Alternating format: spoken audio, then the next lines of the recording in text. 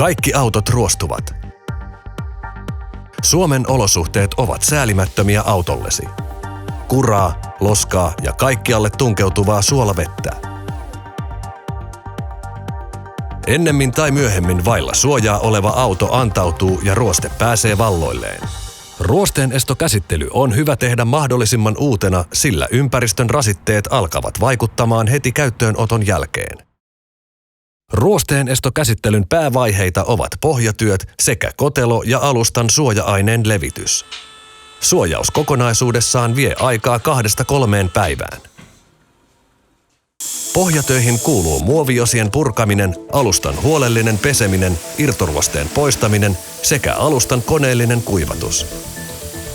Kotelosuoja-aine tunkeutuu perimmäisimpiin sopukoihin ja suojaa auton monimutkaiset kotelorakenteet, joihin lika jää helposti muhimaan.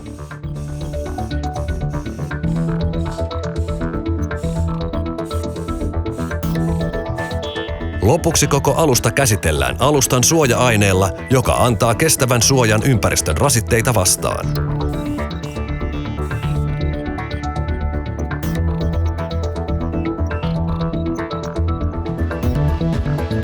Nyt autollasi on ruostehuolettomia vuosia kuraa, loskaa ja tiesuolaa vastaan.